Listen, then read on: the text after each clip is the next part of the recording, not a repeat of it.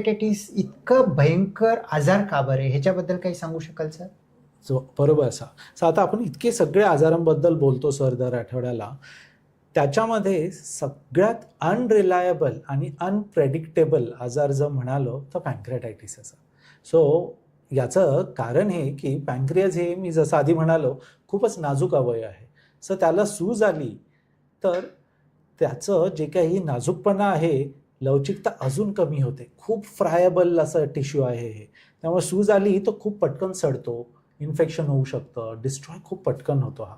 त्याच्यामुळे कोण लवकर रिकवर होईल आणि कुणाला जास्त त्रास होईल हे डे वनला कोणीही सांगू शकत नाही.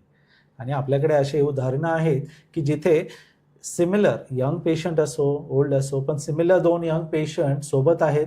एक पॅन्क्रिएटायटिस, सिमिलर पॅन्क्रिएटायटिस 2-3 दिवसात रिकवर होऊन घरी जातात आणि दुसरा माणूस अगदी महिनाभर ICUत राहू शकतो. त्यामुळे ते अनप्रेडिक्टेबल आहे याचं नेचर.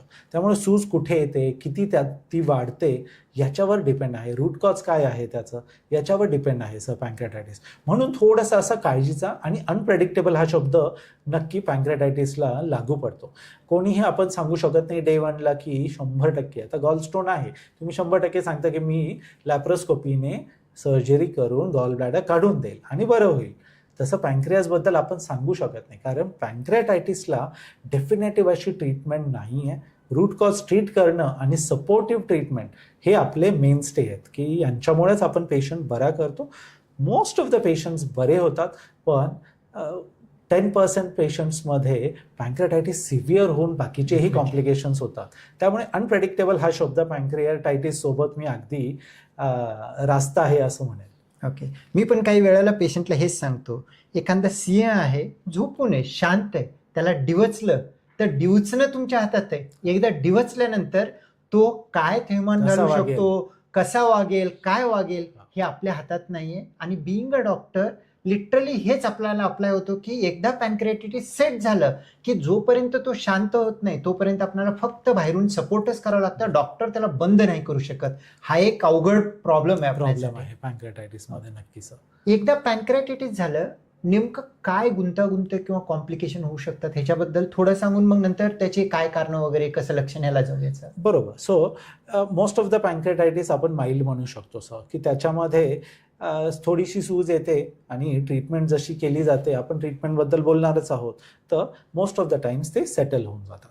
पण सिव्हिअर पॅन्क्रिएटायटिस जे काही होतं त्याच्यामध्ये ते सडतं, नेफ्रोसिस म्हणतो आपण. तर तो सडणं जे आहे त्याच्यामुळं तो टिश्यू सगळा डॅमेज व्हायला चालू होतो.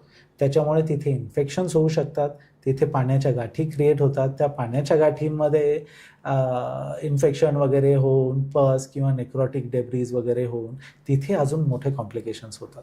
हे झालं पॅन्क्रियासशी रिलेटेड. पण पॅन्क्रिएटायटिसची जी सूज आहे याच्यामुळे एक सिस्टमिक इन्फ्लेमेटरी रेस्पॉन्स सर्स आपण एक म्हणतो तोही डेव्हलप होतो सर. त्याच्यामुळे छातीत पाणी होणे, कधी हार्टला प्रॉब्लेम होणे, कधी किडनी शटडाऊन होणे, हे मल्टी ऑर्गन फेलियर ह्या इन्फ्लेमेशनमुळे हा एक प्रकार होतो, ज्याच्यामुळे पेशंट अगदी ICUत असूनही दगावू शकतो. इथपर्यंत कॉम्प्लिकेशन्स पॅन्क्रिएटायटिसमध्ये नक्की जातात सर.